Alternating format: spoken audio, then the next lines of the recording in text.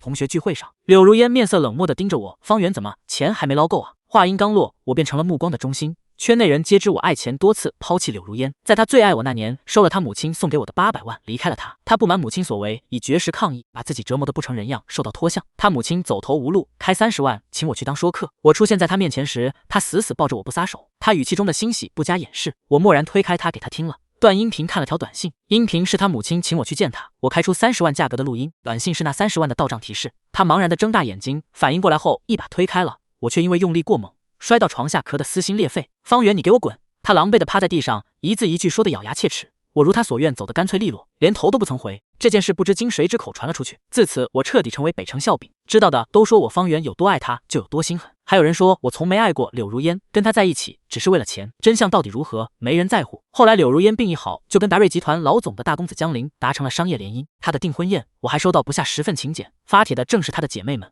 我遵照跟他母亲的约定，彻底消失在了他面前。但这些年，他的事迹我了如指掌。我知道他和江林一起赴美留学，食宿都在一起。知道他仅用2年时间就完成了哈佛的双学位项目。知道他一进公司就办成了几件超级棘手的案子，让不服他的公司元老心悦诚服。知道他跟江林虽没正式举办婚礼，却以称呼对方父母为爸妈，不是我刻意打听，而是他姐妹们争先恐后跟我汇报。都说一个合格的前任应该像死了一样安静，他们却总想把我拉出来鞭尸，好像证明了柳如烟有多优秀，就可以证实我有多愚蠢一样。今天同学会是我跟柳如烟分手3年第一次见面，明天我就要奔赴另一种人生。从此他在云端之上享他的荣华富贵，我去我的尘埃之中受人搓磨。来这里之前，我跟他母亲通了电话，他诉说了请求，你可以去记住什么话不该说，什么事不该做，这是他母亲的原话，我应了。而我来这里，名义上是陪老同学凌云参加同学会，实际是想找一个主攻肾内科的老同学核实一些病历资料，有些事我必须弄清楚才能释怀。只是我预料到了柳如烟的羞辱和冷眼，预料到了同学们的欺侮和取笑，却唯独没预料到柳如烟会把这场同学会变成她婚礼的预备宴。作为众目瞩望的主角，她和江林游刃有余地玩着酒桌游戏，秀尽恩爱，现场气氛浓烈，没有人不识趣的提及过往。我也如愿从老同学口中得到答案，因为凌云被同学缠住，我多等了一会，没想到不过是偷拍了张照片，编辑个短信的功夫，柳如烟就神出鬼没出现在我面前，将我拉到众人目光下暴晒。捞够了如何？没捞够又如何？我挑衅的瞥了柳如烟一眼，沈总是可以补差价吗？方圆3年不见，你的剑还真是一如当年。他仰头盯着我那双好看的杏眼，冷得吓人。他的话像是一柄刀剑，刺得我5脏6腑剧痛。我隔着迷离灯光审视他，曾经的他就像一道光，真实又固执地立在这诡谲天地间。如今的他盛装华服，容色不减，当年双眸却恍若无底深渊，望向我时寻不到当年的一丝温柔缱绻。我弯下腰，迫使他离近了几分，当着未婚夫的面跟其他男人拉拉扯扯，到底是谁更贱？我像往常一样跟他针锋相对，只是曾经说的是缠绵情话，如今吐的是开了封的刀子。柳如烟如梦初醒，一把甩开我的手，从桌上拿起湿巾，反反复复擦拭双手，羞辱意味不言而喻。我不想再逗留，与凌云对视一眼，起身准备离开。柳如烟却脚步一错，拦住了我的去路。哥哥过来，介绍个人给你认识。他敛下戾气，冲江林招了招手。如烟，这位先生有什么特别吗？江林大步走过来，亲密地勾住柳如烟纤细的腰肢，将她搂进怀中，是很特别。柳如烟话是冲江林说的，目光却对着我，他就是那个为了800万抛弃我的前男友。方圆声音不大，却足以让所有人听见。全场气氛骤变，巨大的羞耻感瞬间将我席卷吞没。我不动声色，悄悄将发抖的手藏到身后，因为今晚我可以痛可以笑，唯独不能展露一丝一毫的脆弱。800万很多吗？如烟送我的这块表就1000多万。江林挽起衬衫袖口，露出手腕上戴着的那块名表，精致表壳上点缀着一串串红宝石，打造的葡萄果实奢华闪耀，尽显尊贵。1000万8位数呢？这是把一套房带在身上了吗？人群中响起一串惊呼，伴随而来的还有阵阵奚落与嘲笑，嘲笑我为了区800万放弃了这么尊贵的豪门女友。咔嚓，人群中不知谁打翻了酒杯，我被声音惊到，偏头看向声源处。凌云漫不经心踢着脚边的玻璃碎屑，脸上似笑非笑。我冲他摇了下头，示意他冷静。柳如烟却突然嗤笑出声，他从包里掏出一大沓100元钞，肆意往包厢上空一抛。方圆钱，本小姐有的是，但你不配。纸币纷纷扬扬洒在我脸上，身上又在我脚边飘散开来。这么漂亮多金的女朋友，江总可要手紧了。我在缤纷落壁中强撑笑容，那是自然。江林宠溺地看了一眼柳如烟，刚好与他娇羞的视线撞在一处。哇，好甜好宠，顾亲一个简直没天理。不知谁起了头，亲一个的呼声越来越高。柳如烟双手抱住江林的腰，踮起脚尖亲了上去，气氛顷刻间被渲染到热潮。他们在迷离的灯光下我近在咫尺处纵情拥吻，周围人声喧嚣，我耳中却万籁俱寂。我在洗手间吐了个昏天暗地，出来时一眼就看到站在暗处模糊的纤长身影，旁边包厢有人出入频闪，灯光打在他脸上，映出汹涌怒意。是柳如烟，我身子先于脑子做出反应，转身拔腿就走。我快，柳如烟更快，我前脚刚落地就被他一把抓住手腕，见我就跑，心虚了。他掌下用了10成力，攥得我手腕生痛。我想挣开他的钳制，却没甩掉。心虚什么？我哑着嗓子笑，只是觉得跟你没有叙旧的必要罢了。方圆在我眼皮子底下晃了半天，现在才说这话是不是晚了？他声音冷得发寒，什么叫在你眼皮子底下晃？难道分了手，我连同学会都来不得了？我挺直脊背，转身拍掉了他的手。既然如此，躲洗手间吐什么？他抬手掐住我下巴，怎么被恶心到了？想起刚才他亲别人的画面，我胃里又是一阵翻涌。为了不露馅，只能死死忍住，没吃多少东西，吐的倒是挺实在。见我不说话，他慢悠悠下了句评语。我被他的话刺激得眼窝酸涩。柳如烟，我们早就没关系了，你到底想干什么？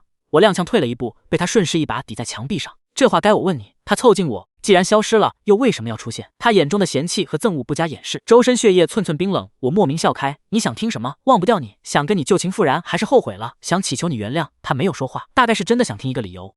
当然是陪我来的。我话还没说完，就被一道女声打断。几步开外，凌云2只手懒懒散散揣在兜里，不知在拐角处看了多久。朋友妻不可欺，你越界了哦。他气定神闲补了一句：你什么意思啊？柳如烟声音忽然有些抖，意思是方圆现在是我男朋友。说起来，我比你还大1岁，怎么只允许你有未婚夫，不允许我谈对象？凌云漫不经心活动了一下手腕，大有柳如烟再不放手，他就要动手的意思。你们真的在一起了？柳如烟的视线重新落在我身上，尽管光线昏暗，我却感觉她的目光有如实质，需用接吻证明。我垂眸冷笑自辩。柳如烟松开我，转身就走。凌云盯着柳如烟的背影看了半天，眼底神色不明，一身伪装尽数崩溃。我虚脱的靠在墙上，蓦然闭上了眼。让你别来，你不听，现在算不算是自作自受？耳中传来凌云没好气的哼哼。我睁开眼看着他，有些事不是谁都可以代劳。知道我要见的是医生同学时，他曾提出帮我代问，被我拒绝了，因为我想亲耳听到真相。可感情的事，你能骗得了自己，骗不了别人。凌云走到我面前，仰头定定凝视我。方圆，我守了你7年，你对我不屑一顾。刚才他当众羞辱你，你一声不吭，像个木头人一样。他真有那么好？都分手3年了，还值得你念念不忘？明明在说着挖苦的话，语气里却是掩饰不住的心疼。好嘞，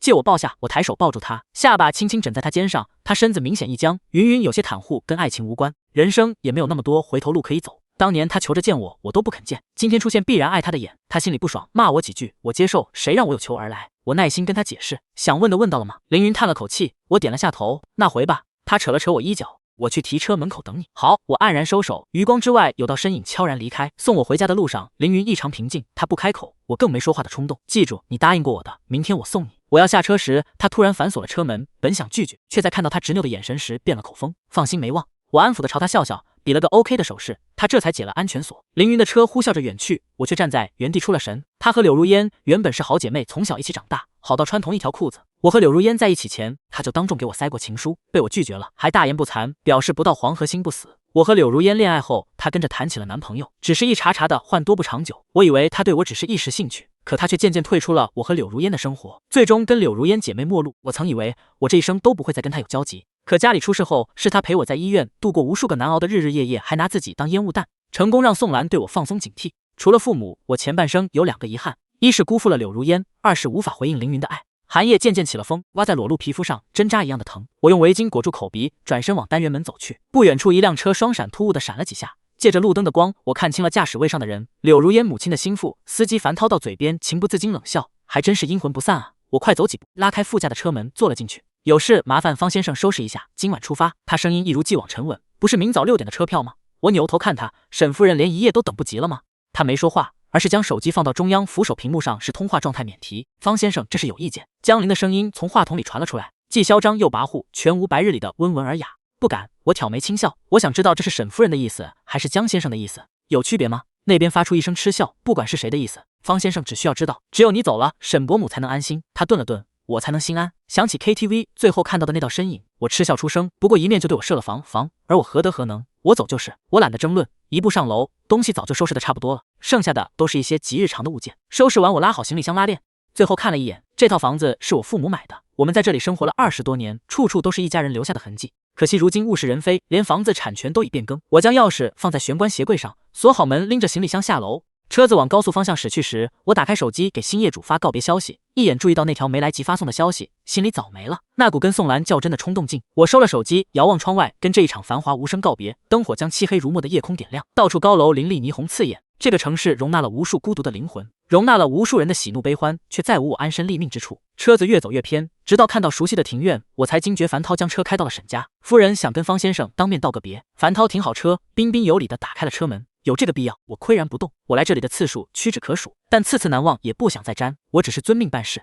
他直直望着我，希望方先生不要让我难做。我坐在车里跟他僵持，寒风吹散车内暖气，冻得我瑟瑟发抖。小姐早就不住这里了。良久，他补了一句，我这才下车，一路登堂入室。我见到了坐在会客室看财经新闻的宋兰，将近50岁的人，皮肤依旧白嫩细腻，映着水晶吊灯的熠熠光芒，像是会发光。这是身份证，樊涛会送你进站。我在他对面坐好后，他调低电视，声音递给我一张身份证，上面的男生和我有几分相像。樊涛会送你进站。为了掩盖我行踪，沈夫人可真是煞费苦心。我笑了，我的证件呢？什么时候能还我？如烟跟江少完婚后，他将一个新手机推到我面前，在此之前，希望方先生安守本分。我顷刻明白了他的意思，他要没收我手机，嗓子突然有些发紧。扣押我的户口本和身份证不算，现在连我的人脉关系都要夺吗？如果我不肯呢？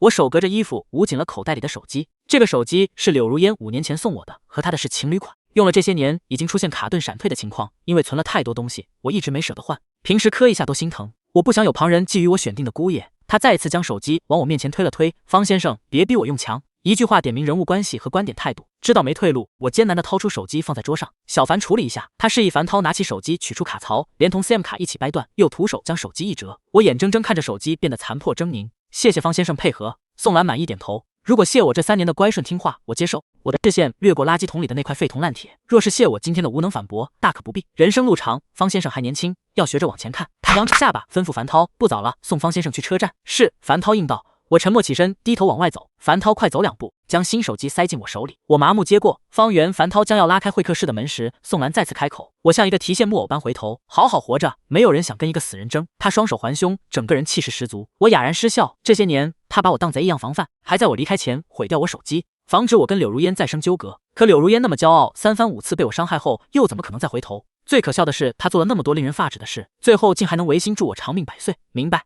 我冷冷应声，越过樊涛，打开房门。门一开，我乍然愣在原地，柳如烟就站在门外，她脊背挺拔，呼吸平和，那双黑沉眸子里却燃着悠悠星火。如烟，你怎么回来了？宋兰声音难掩震惊，想家了就回，这不是母亲嘱咐的吗？现在我回来了，母亲这么惊讶。她嘴角微挑，像是笑了又像是没笑。是这个家我回不得了，还是母亲又在做什么见不得人的勾当？句句都是母亲，但句句都带刺。我听得皱起了眉。曾经的柳如烟虽然和她母亲关系紧张，好歹还叫一声妈，现在连妈都懒得喊了，却管江陵父母叫爸妈。这几年到底还发生了什么？夫人，樊涛突然急急向我身后走去，思绪被强行打断。我疑惑转身，宋兰躺在红木沙发上，呼吸急促，一向从容不迫的脸铁青铁青的。我不由得紧张起来，因为樊涛一走，我感觉周边空间都变得逼仄了。我甚至闻到了柳如烟身上淡薄的酒气，对我来说，这种距离太过危险。换做其他任何场地，我都可以破罐子破摔，唯独在沈家当着宋兰的面，我没办法嬉笑怒骂，那会更显得我像个廉价的小丑。我若无其事的往边上退了2步，想离柳如烟远一些，她却大步上前，伸手扯住我胳膊，径直把我往她母亲那边带。她的胳膊像是一道铜墙铁壁，我想把自己粘在原地，脚却不听使唤，被她拖拽着往前。这么晚了，我的好母亲还在家里会客，真的好辛苦。柳如烟强行把我按在沙发上，刚才谈成了什么声音？再让我听听呗。小樊，送方先生回去。宋兰缓过一口气，但整个人都散发着阴沉。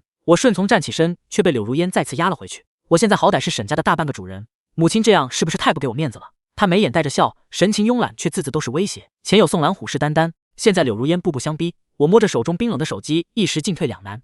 时隔3年，他们家的事我已经没有一丁点心情去干涉。我想甩手走人，但手上只有张冒牌身份证，没有樊涛的帮助，我即使知道去哪里乘车，也过不了人脸识别，进不了站。若是用自己的身份证被柳如烟追查到，必定少不了麻烦。就在我们3个人僵持不下时，宋兰再次开口：“你不是想知道3年前发生了什么吗？让他走，我告诉你，鬼知道你又会编出什么瞎话。比起你，我更想听他本人说。”柳如烟语气寡淡。宋兰嗤笑：“你想听他本人讲，也得看他愿不愿意。”所有人目光齐刷刷落在我身上，我没有和前女友叙旧的癖好。我唇角微勾笑了，我怕我家凌云吃醋。柳如烟一脚踹翻了会客茶几，她死死盯着我，眼神阴狠，像密布乌云里蕴藏着毁灭之力的闪电。我知道她此时一定怒极，但我却没有一点成就感。作为她昔日爱人，我一直知道刀子往哪里捅她最痛。跟她在一起时，我从没想过有一天会拿着对她的了解当成伤她的武器。这3年却一股脑把她的心扎透伤透。走，我起身招呼樊涛，他看向宋兰，宋兰重重点头。往外走时，樊涛3步一回头，似是担心宋兰安危。再不走，你可能会后悔。我点到即止。樊涛一激灵，脚步霎时急促起来。这一次柳如烟没有再来，他接管沈家了。往车站赶时，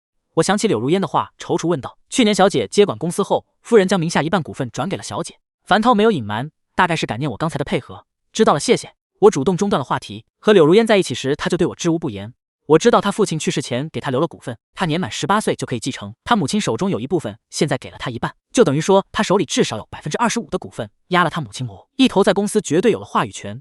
他以后再也不会轻易被他母亲撤走了吧？我心想。我闭上眼睛想浅眠一会，却心烦意乱睡不着，手往口袋一摸，习惯性掏手机，却摸了个空，这才想起手机已经寿终正寝了。大概是注意到我的小动作，樊涛突然开口：“今天的事我也是听命办事，方先生勿怪。”我有资格怪吗？我忍不住刺他，他直视前方，没再说话。车子顺高速驶往林市，有现金吗？下车前我问樊涛，他拿出钱包打开，方先生需要多少？浪100就行。我抽出2张100元钞，麻烦樊师傅帮我拿行李。他推开车门出去了。我将新手机塞进前面座位储物箱里，拎包下车，在樊涛的陪同下一路到站台。这一别从此天高海阔，再无人能左右我人生。高铁换火车，火车转大巴，大巴变拖拉机，拖拉机改摩托。历时2夜1天，终于抵达南方的一个小山村，我的祖籍地，我妈的老家。我爸过世后，他不想睹物思人，悄悄回到这里。宋兰失去了最后牵制我的工具，这半年对我的监视尤为严格。我一次又一次激怒他，才成功让他将我赶出北城。现在哪怕他手上握着我假身份的信息，也别想在茫茫大山捞一个人。让我诧异的是，我妈知道我支教的打算后，提出让我住学校宿舍。我只能找到网上联系过的那个支教老师，请他把我引荐给校长。好在校长通情达理，给我腾出了一间平房当宿舍。当晚山里下了一场雪，因为对硬板床和湿冷的气候不适应，半夜我发起高烧，烧得迷迷糊糊，不知怎地想起凌云后知后觉，想起他坚持送我的请求，我一边难受一边叹气，终究还是食了盐。这场病来势汹汹，好在来之前备了些常用药，身体底子还算不错，退得也快。半适应这里的方言后，我开始正式上岗。我选择了英语科目，白天教书育人，闲暇时回家陪我妈种菜，倒也算得上安居乐业。整日面对的都是淳朴的村民和求知若渴的孩童，他们对山外的世界抱着无限希冀，我就不厌其烦讲给他们听。自从被人打听有没有对象后，我收起了所有的西装和浅色衣服，素面朝天，将自己彻底融入这片土地。山里网络不稳定，好在用电方便。夜深人静，思念无可慰藉的时候，我就隔着窗户数星星。山里的夜总是沉静寂寥，仿佛可承载万物，又好像什么都装不下。心里的那点爱恨都渐渐变得虚无。支教是我年少的梦想，平淡也将是我后半生的主色调。我以为这一生就会这样过，没想到会在半年后再次见到柳如烟的母亲。她是在樊涛的陪同下来的。注意到他们全因为学生们惊异的目光。我穿着宽大朴素的粗布衣，陪1年级学生在操场上玩老鹰捉小鸡的游戏。他穿着一身高定旗袍，画着精致妆容，隔着学校木栅栏打量我。他身后是常年一身黑西装的樊涛，和一辆沾满灰尘与泥泞的顶配越野车，不管哪个都和周遭一切格格不入，无事不登3宝殿。他们能凭本事找到这里，我着实佩服。我选了个高一点的孩子充当鸡妈妈，退出了游戏。我自认为已经躲得够远了，这还碍着你们演了吗？我走到他们面前站好，方先生误会了，夫人是想请你回去一趟。宋兰抿着唇不吭声。樊涛接的话，我乍然笑出了声。接我回去，你们知道在说什么吗？心机手段用尽，终于把我赶出北城，半年就反悔了。我眯着眼看宋兰，不过半年不见，她那张雍容华贵的脸上就多了几分苍老。太夫人不是这意思。樊涛厚着脸皮充当和事佬。方圆别给脸不要脸，我都亲自来请你了，你还想怎样？宋兰明显不领情，脸一板，开始呵斥我，收起了伪善面孔。我也懒得再装，小白脸这玩意我4年前就不要了。我弯腰拔了根狗尾巴草，慢悠悠把玩。你要吗？给你。宋兰直接气炸了。樊涛默不作声，上前将宋兰拉到身后，半弯起腰，态度极其恭顺。方先生，夫人也有她的难处，能不能看在我的面子上跟我们走一趟？他把姿态摆得太低，我反而跋扈不起来了。老师，快来一起玩啊！就在这时，不远处有学生高声呼喊，声音稚嫩有活力，马上等我。我扬声回他们，转过身，两手一摊，佯装无奈。你们看见了，这里更需要我，实在是走不开。况且我现在过得很好，没有再出去看世界的打算。方圆，你别太过分。宋兰怒气又飙升了一个指数，跟你比过分，我好像还嫩了点。我摇着手中狗尾巴草，无情补刀。樊涛还想说什么，被我直接打断，死心吧，我不会回去。我毫不留情转身，好走不送，刚走一步，小腿就被高跟鞋踹了一脚，我吃痛，扭头。宋兰恶狠狠瞪着我，面相凶残无比。我1秒破防，不回就是不回，想要我跟你们走，除非打断我的腿，把我抬回去。我撂下话就走。樊涛给我打断他的腿，宋兰歇斯底里叫嚣着。这一次樊涛没有动，我无视宋兰的咒骂，截住几个懵懂的学生，夹着他们往教室走。某些人学会了疯狗乱叫，我却不想咬一嘴臭毛。宋兰出现的动静太大，引来不少人猎奇，连我妈都被惊动了，跑到学校问谁找我麻烦了。这些年宋兰做的龌龊事，我一直瞒着她。她今天也没见到宋兰本人，我不想她担心，胡乱糊弄了过去。晚上，一个老师送来一封信和一个包裹，说是樊涛托他转交的。我想丢出去，却在看到信封上的字时停了动作，是凌云的字迹。信里除了他的碎碎念，就是各种怨念与衷心诉求，问我在哪。我打开了包裹，里面信除了那个新手机，还有我的身份证件以及一些北城特产。不难看出，信是凌云写的，包裹却是樊涛准备的。只是樊涛一没提今日来意，二没提柳如烟，我心里反倒好奇起来。我跟宋兰见面的次数虽然不多，但几乎次次都是他召见我。现在他卢尊降贵，不远千里来到这个山旮旯，说他没事干。我不信，到底发生了什么，竟能让他都自乱阵脚？但是好奇归奇，好奇我已经没有了找虐的癖好。我托同事帮忙分发特产，手机往边上一丢，看书去了。凌云是必须联系的，但没想好借口。钱我不敢，怕挨骂。我在很多事情的处理上果断决绝，唯独面对凌云能看出这短板，大概只有一个烦套。磨磨唧唧熬到周五，我妈托人转告说她周末走亲戚，让我好好在学校待着。这2个月她隔三差五玩消失，不是走亲戚就是见同学。我对这里人生地不熟，拿她也没辙。自给自足解决晚饭问题后，我拿出新买的手机开了机，坐在门槛上叹了半天气，拨通了那个熟悉的号码。有话说有屁，放打错电话赶紧滚！本小姐很忙，一接通迎接我的就是凌云的独特宣言，背景喧嚣嘈杂，不是酒吧就是 KTV。我捂着脸按捺住挂断的想法，方圆方圆。凌云声音陡然拔高了几个调，后面是一连串压低了声音的滚，不是碾人就是清场，还有玻璃器皿破碎的声音。我虽然不在，也能想象到那边是何等的兵荒马乱。是我翻了个白眼，没好气搭腔：“你在哪儿？”他问的急切，问也没用，你找不到。我没正面回答。你在哪儿？他语气重了几分。都说了，我话没说完就被他打断。你在哪儿？他一字一句不依不饶，明显是生气了。我乖乖认怂，报上详细地址，等着。他言简意赅，等着这2个字的含义太过宽泛，我一时无法理解。不等我问清这句话的意思，他就挂断了电话。我对着密集的断线音再次叹了口长气。凌晨3点，我被一阵高频噪音吵醒，是直升机专属的桨叶切割空气所产生的激波，心里咯噔一跳。我隐约有了不妙的预感，打开窗户，探头往外看去，夜色朗朗，明月高悬，悬飞在月亮下。村庄上空的是一架民用直升机，航行灯、夜行灯、防撞灯、着陆灯全开，正值盛夏山区，林木繁茂，直升机强劲的气流刮得枝叶狂舞，长长的软梯垂下，梯子上挂着个人，还背着一个小背包，明显在寻找着陆点。我脑中顷刻浮现出一个人名凌云，他跟柳如烟都曾离经叛道，但直到今天我才发现，明显凌云更嚣张。气归气，骂归骂，我翻出一件不那么土气的衣服穿好，翻出强光手电筒出门。路上遇到常年住在学校管后勤的大爷，着急忙慌，问我发生什么事了。我安慰他没事，让他回去休息。一个人往操场走去，到了操场，我将手电对准直升机方向，反复开关3次，最后长开不动。直升机往我这边开了，开最后悬停在操场上空，大概是评判了一下地基硬度，怕塌陷莫着落。我随意扎起的长发被强风吹得乱舞，脑瓜子都被噪音震得嗡嗡响。凌云沿着软梯一步步往下走，我躲到一棵一人抱的大树后，防止自己被掀倒。我听到一声隐约的沉闷重物着地声，刚从大树后面探出身子，就被一只小手牵住。凌云穿着简约的 T 恤和牛仔长裤，肌肤上还带着夜风的凉。我敏锐地闻到他身上的香水味，不用想，来之前臭美了。刚想表示嫌弃，操场上接连传来几声闷响。我探头望去，直升飞机上抛下了几个大包裹，然后盘旋着远去。什么东西？我警惕地看向凌云，不用管，明天再说。你住哪？快带我去。凌云半拖半拽拉着我往前走。这边我无奈地拉他掉了个头。山里用水不便，没有淋浴条件，我帮凌云找了条干净毛巾，开水兑凉水，让他简单擦了擦。我住的小3居加起来10平米左右，没沙发，连一床多余的席子都找不出来。半夜3更没法给他找住处，我在木板床上垫了一床厚褥子，很松软。我怕她娇小姐吃不了苦，勉为其难提出把床铺让给她，自己在椅子上凑合一夜。她二话不说将我推到床边，把我按在床上。我睡床你怎么办？字没出口，她就合衣在我边上躺了下来。1.2米的小床瞬间变得狭窄不堪，动一下都能碰到她，就不怕我占你便宜？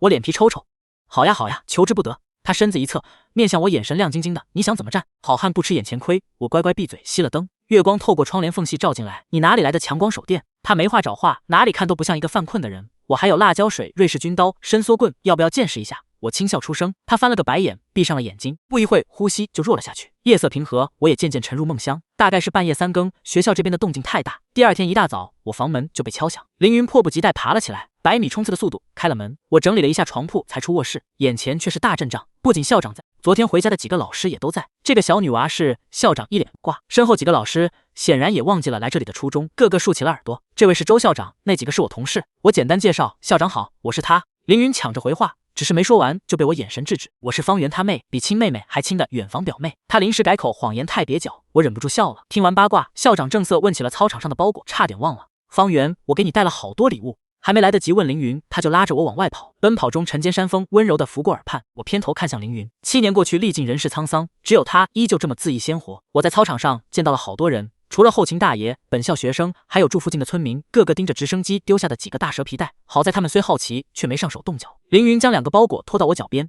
弯腰拉开了其他包裹的拉链，看到里面的东西，我就惊呆了。琳琅满目，除了巧克力、薯片、可乐、自嗨锅等零食，还有诸多日用品。说他没洗劫，超市我都不信。给大家带的礼物，他环顾一圈，目光锁定在校长身上。麻烦周校长帮忙分一下。好好好，周校长都被凌云的豪气惊到了。走，方圆，咱们也回去拆礼物。他吩咐我扛起2个大包裹，率先往我宿舍方向走去。大包裹里有一个小包裹是他的换洗衣物，除此之外都是送我的手办、乐高剃须刀、零食和护肤品等。本打算煮粥，我权衡了一下，从零食堆里翻出面包，解决了早餐问题。然后在凌云做手脚前，同一个不常住校的女老师协商，借了宿舍，解决了凌云的住宿问题。她知道的时候表示抗议，但无效。她带来的东西太多，我那小房子装不下。我妈回家后，我一大早搬回了家。她跟凌云早就熟悉了，知道凌云专程来山里找我，再三叮嘱我好好招待人家，我只能遵命。作为外来物种，凌云对山里的一切表示新奇。第一天，他拉着我去爬山采蘑菇；第二天，拽着我下河捉螃蟹虾米；第三天，在我妈门口开了一块菜地；第四天，当起了学校的体育老师；第5天，摘秃了村里所有的桃树。我以为他会受不了山里的苦日子，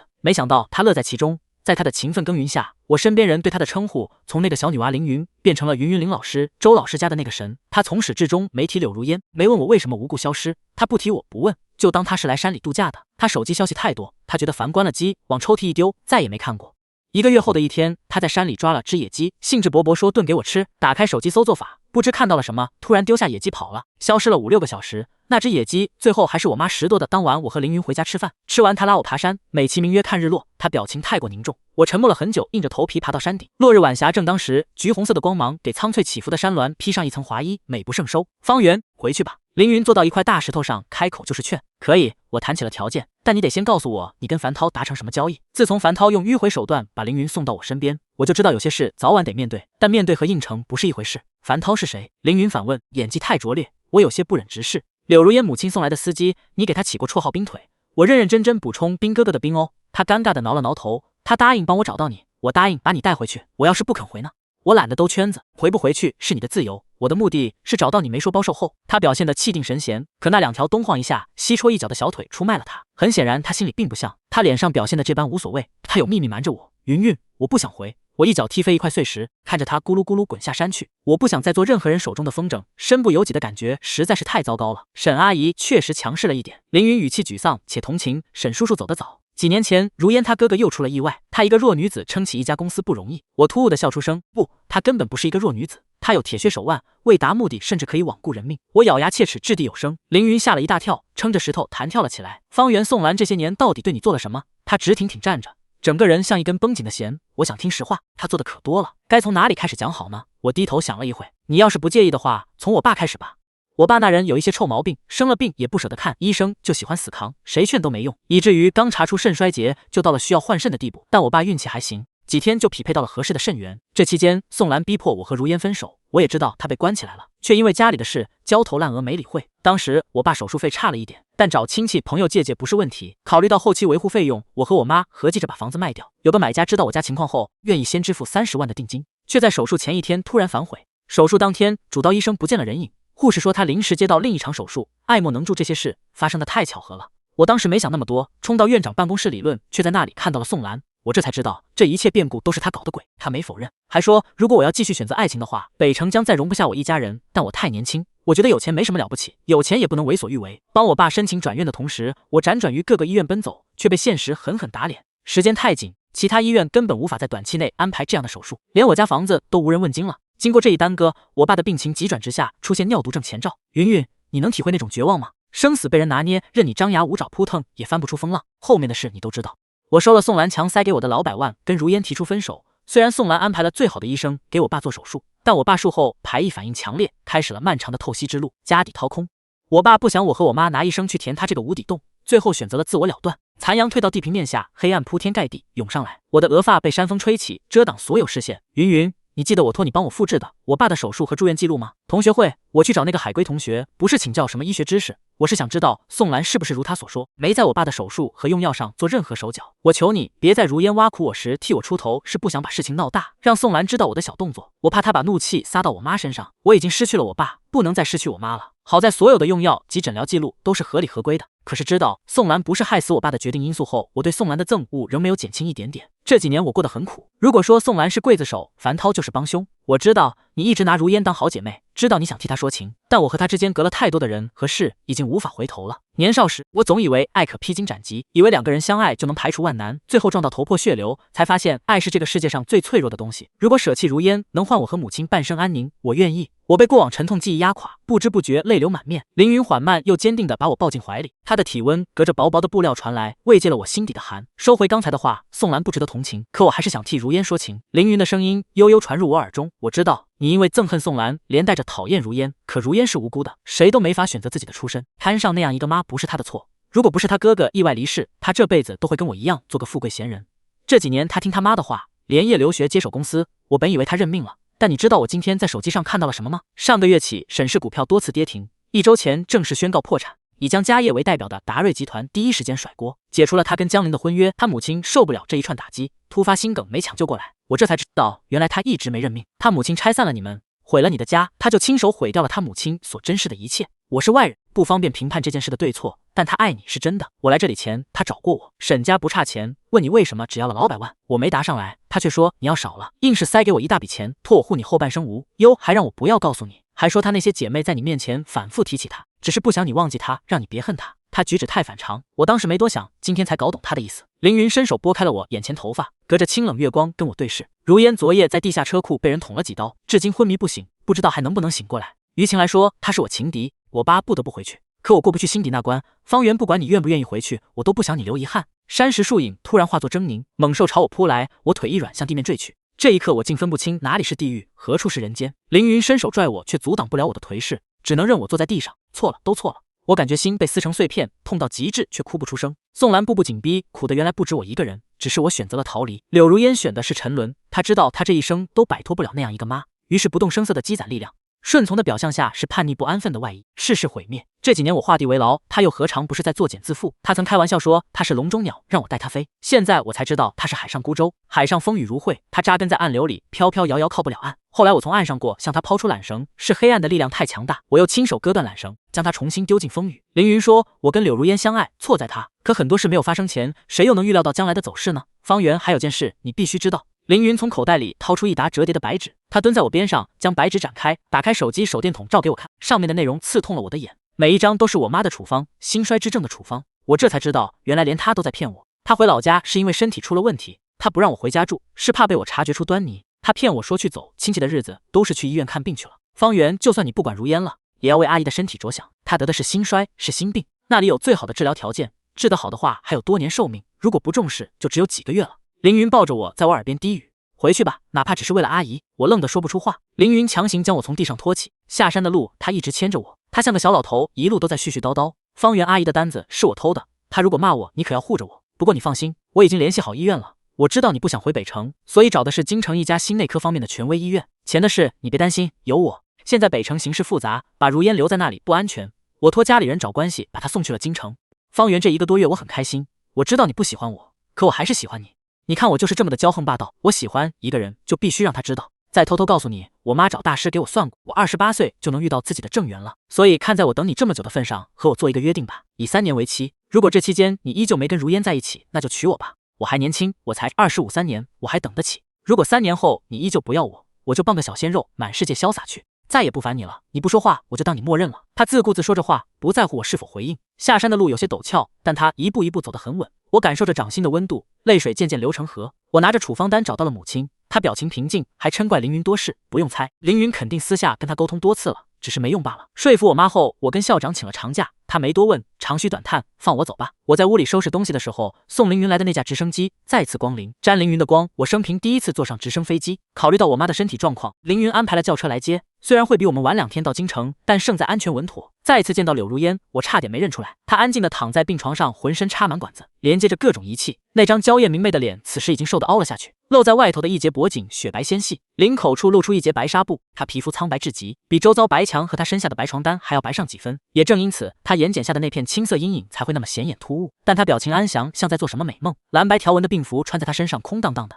她袖口处露出一截纤长手腕，手背扎着针，上面蓝紫色的血管清晰可见。她一直很瘦，但我从没有见过这么羸弱纤瘦的她，像一个精致的仿真娃娃，像一尊脆弱的蜡像，更像是一片山间晨雾，只消一阵卷地风就会消散不见。我隔着玻璃看着她，听不到她的呼吸，感受不到她的心跳，瞧不到她的生机。从我印识她以来，她身上就裹着一层坚硬外壳，现在壳碎了，她也碎了。凌云跟医生交涉成功，有护士带我洗手消毒后，给我了一套隔离衣。我戴上口罩帽子进了重症监护室。跟柳如烟相爱时，我恨不得天天和她黏在一起，可这4年我们见面的次数一只手数得出来。现在我再次抵达她身边，可我们之间却隔了千山万水万丈鸿沟。2天后，我妈抵达京城，和柳如烟住的是同一家医院。凌云很快将一切打点妥当，我几乎没出什么力。柳如烟身体机能损坏的太严重，半个月才醒。看到我时，她愣住了很久。阿元，你来了。他笑着跟我打招呼，语气平淡柔和，再无先前的针锋相对、剑拔弩张。可那微微颤抖的手昭告了他的不平静。我点头，我妈身体不好，在这家医院能得到最好的治疗。这样啊。他嘴角牵起一抹弧度，这边凌云熟，有需要的地方找他。祝阿姨早日康复。我轻声应声，我什么都没问，只跟他相顾沉默。我们曾无话不谈，可分别4年后，很多话都不知如何开始。我要为上次同学会的不可理喻道歉。过了一会，他主动引出了话题，我说的话同样难听。想起那天的针尖对麦芒，我眼神一暗，听到你这句话，心里的愧疚好像少了几分。他轻轻笑了出来，我心里一阵无言，看向他，阿元，别用这样的眼神看我。他漆黑的眸子动了动，移开了目光。这些年，我被我母亲蒙骗，听了太多版本里的故事，身边又不乏好事之徒，添油加醋，以至于假假真真分不清楚。直到从云云口中验证真相，我才知道害你吃了多少苦。阿元，你父亲的事情我很抱歉，现在我搞垮了，沈家也算是替你报了仇。你可不可以别恨我母亲？恨一个人太累，他那样的人不配被任何人记住。他说得很轻很慢，脸上甚至还带着笑容，可他眼睛里却只剩2只悲凉。他想用微笑去掩藏，可他用尽力气都没有藏住。我被这样的表情灼痛，痛得说不出话。阿元，你也别恨我，我的人生就是一团烂泥，不该把你扯进来的。如果时光能回到8年前，我一定不会跟你表白，我会把对你的喜欢藏在心底，最后带到地下。他看了会窗外，似是想通了什么，再次看向我，如果可以，找个知冷知热的女孩子结婚吧。说这话的时候，他看着病房外等候的凌云，目光空洞，麻木且荒芜，像是对这人间没有了任何眷恋。我心间一颤，生出无边酸楚。如果你能答应我一个条件，结婚也不是不可以。我定定看着他，试图唤醒他生的信念。他弯唇说，来听听。重建审视我道。他微蹙了一下眉梢，疑惑挑起，既然有勇气毁了你所厌恶的审视，那就重建一个独属于你的审视。我笑了笑，绵里藏针，别告诉我你有勇气搞破坏，却没能力开疆拓土。如果我就是没能力呢？他问。我笑，那我就告诉我的子子孙孙，柳如烟是个胆小鬼，还别说，我就吃激将法这一套。他眸底划过一抹不易察觉的无奈。既然你答应了，那我们以3年为期。我弯腰勾住他小拇指，3年后你的沈氏申请上市，我娶凌云好。他轻轻应声，他的身体太虚弱，不一会又继续陷入昏睡。凌云走时，我提出送他，在住院部前的梧桐树下，我俯身亲了他。他被我的举动吓到，原地后跳1大步。有感觉吗？我问他，他呆呆没回答。问你话呢？我用指腹轻轻蹭了蹭他唇瓣，有没有感觉？他红着脸点头。什么感觉？我挑眉。他支支吾吾半天，才憋出一句话，软的。我被逗笑了。云云，我们重新做个约定吧。我郑重看他。你说。他紧张的捏起拳头。出去玩3年吧，去哪里都行。这几年你光顾着盯我，荒废了不少时间，所以去外面走走，去见更多的人，经历更多的事。如果3年后你依旧喜欢我，我们就结婚。我笑盈盈看着他，前提是这3年别再围着我转了。我和柳如烟已深陷沼泽，她正大好年华，没必要将光阴继续浪费在我身上。凌云眼里蹦出光亮，听到最后又转为委屈。出去玩和围着你并不冲突，为什么不能？他试图跟我谈判，不答应就当我没说。我佯装生气，我答应就是。他咬牙应下。我扑哧笑出声，真是个非常单纯好骗的女孩子呢。那么合约即时生效，请开始你的旅程吧。我拍了拍他肩膀，他瞪大了眼，嘴里不住嘟囔，再不走，说不定我要改主意了。我掰正他身子，将他面向医院停车场方向。多待1秒，增加10年期限。哦，那我走了。他回身摸了摸我手背，咦，你保重。我会的。